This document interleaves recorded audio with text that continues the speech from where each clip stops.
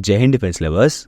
1944 में United states of America और उसके अलाइज ने ऑपरेशन पेपरक्लिप नाम का एक सीक्रेट मिशन शुरू किया था। उनका मिशन पोटेंट बायोलॉजिकल एजेंट से लेकर फॉर्मिडेबल रॉकेट टेक्नोलॉजी तक फैले कटिंग एज जर्मन वेपन्स का पता लगाना और उन्हें सुरक्षित करना था। और आज की हमारे इस वीडियो का टॉपिक भी ऐसा ही होने वाला है। आगे बढ़ने से पहले अगर आपको इस तरह के मिलिट्री से रिलेटेड और भी इंटरेस्टिंग वीडियोस में इंटरेस्ट है तो आज ही प्ले स्टोर से डाउनलोड करें डिफेंस स्क्वाड की सुपर ऐप, जिसमें आपको 30 से अधिक exclusive military shows, audio books और ऐसा ही ढेर सारा कंटेंट मिलता है। तो चलिए वापस आते हैं अपनी वीडियो पर। जल्द ही अमेरिकन्स को समझ में आ गया कि केवल इन वेपन्स को प्राप्त करना ही पर्याप्त नहीं होगा। इसीलिए एक बोल्ड डिसीजन लिया गया। अमेरिका को प्रतिभाशाली लेकिन मिस्टीरियस नाजी साइंटिस्ट्स को अमेरिकन सॉइल पर लाने की जरूरत थी। इस प्रकार best Nazi scientist, doctors, physicist और केमिस्ट की रिक्रूटमेंट के लिए एक हाई स्टेक मिशन सामने आया। उनमें से फेमस वर्नर वॉन ब्रॉन भी थे, जो ह्यूमैनिटी को मून तक ले जाने वाले रॉकेट बनाने में एक की प्लेयर थे। कुछ लोगों द्वारा इनॉग्रल साइंटिफिक कॉन्फ्लिक्ट कहे जाने वाले सेकेंड वर्ल्ड वॉर में रेडार, जेट इंजन और सबसे इंपॉर्टेंट न्यूक्लियर बॉम्ब जैसे टेक्नोलॉजिकल इनोवेशंस ने महत्वपूर्ण भूमिका निभाई। अलीड नेशन की आर्मीज और रिसोर्सेस की भारी ताकत के आगे झुकने के बावजूद नाजी जर्मनी के कथित तौर पर विभिन्न क्षेत्रों में अलीड नेशंस की पावर से ज्यादा टेक्नोलॉजिकल पावर्स का दावा किया था। वंडर वॉफ या वंडर वेपन्स की धारणा हिटलर के लिए एक काल्पनिक आकर्षण थी, लेकिन फिर भी वास्तव में सच्चाई की एक झलक ने उनके एग्जिस्टेंस को अंडरस्कोर किया था। ऐसे वेपन्स का डेवलपमेंट या वैल्यूएबल नॉलेज रखने वाले लोगों की एग्जिस्टेंस का संकेत देता है। ऐसी नॉलेज जिसका उपयोग वे लोग कर सकते हैं जिन्होंने इसे हासिल किया है। वॉर के फाइनल स्टेज के दौरान जैसे ही अलीड नेशंस की आर्मीज जर्मनी की ओर बढ़ी, उनके साथ 3000 से अधिक साइंटिस्ट्स और टेक्निकल एक्सपर्ट्स और कंबाइंड इंटेलिजेंट ऑब्जेक्टिव्स सब कमिटी CIOS के ऑपरेटर्स भी थे।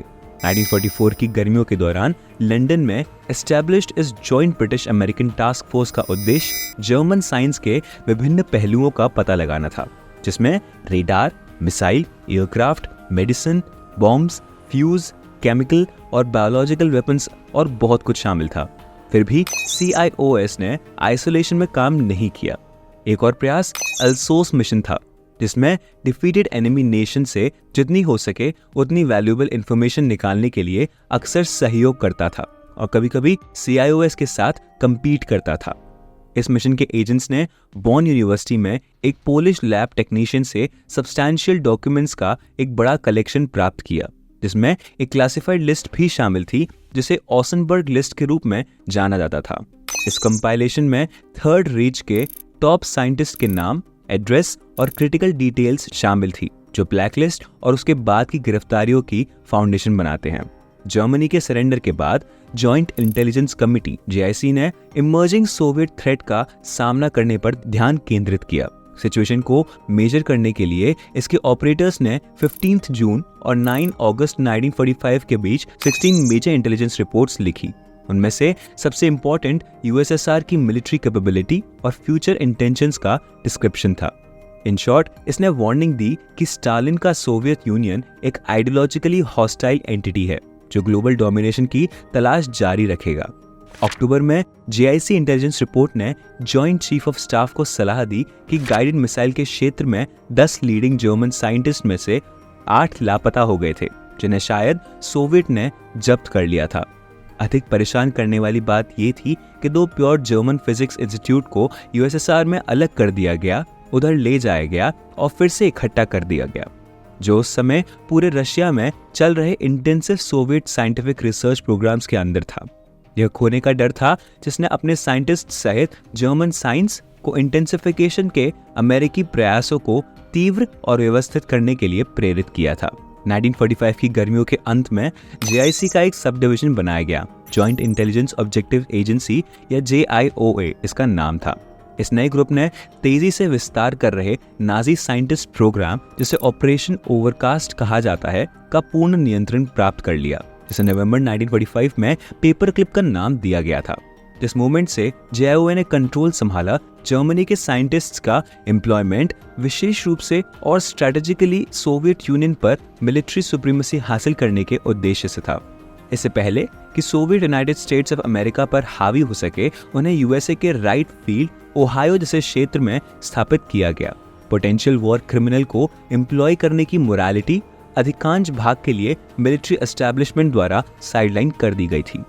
इससे हमें ये भी पता चलता है कि शायद जर्मन रॉकेटरी और उससे जड़े जर्मन साइंटिस्ट्स ऑपरेशन पेपरक्लिप के सेंटर पीस थे।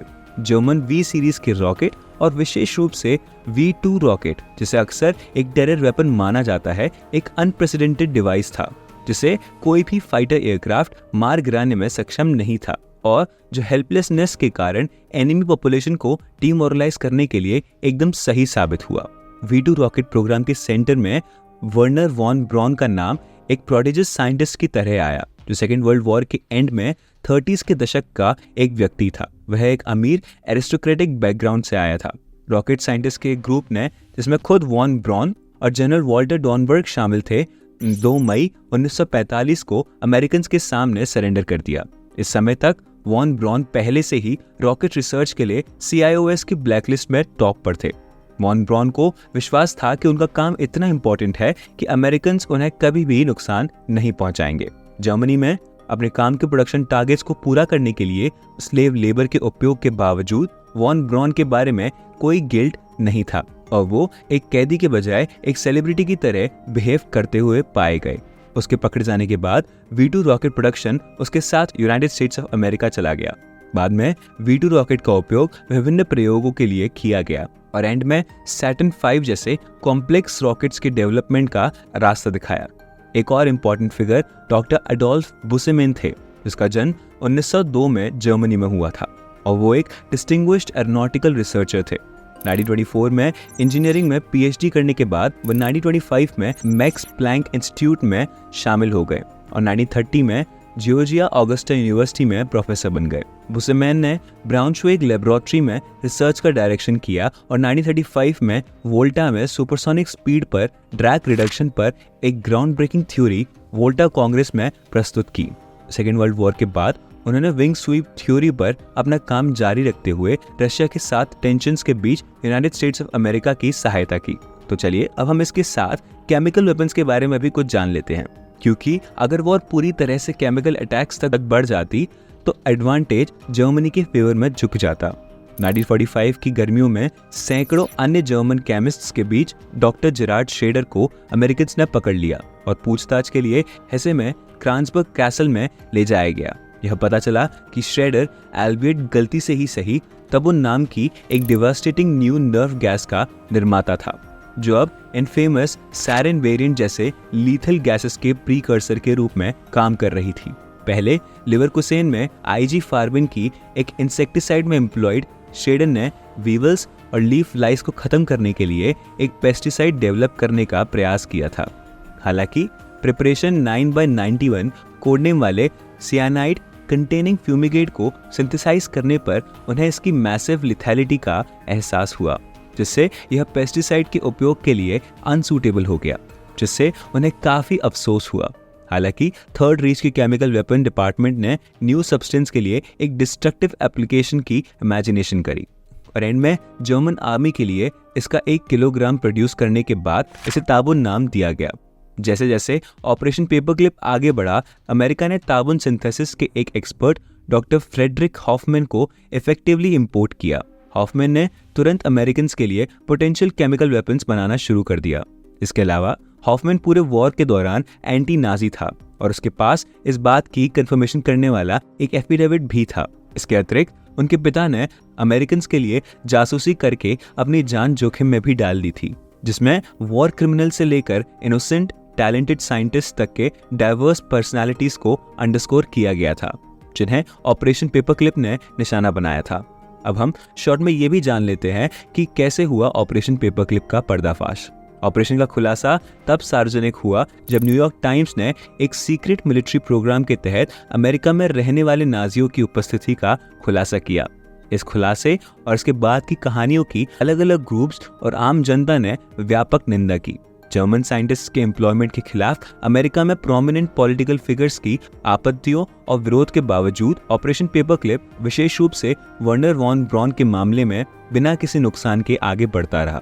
वर्नर वॉन ब्रॉन एंड में इंपॉर्टेंट सैटर्न 5 व्हीकल के पीछे नासा के आर्किटेक्ट के रूप में उभरे, जिन्होंने मून पर लैंडिंग में महत्वपूर्ण भूमिका निभाई, जो कि अमेरिकन हिस्ट्री में एक एक्स्ट्राऑर्डिनरी अचीवमेंट है।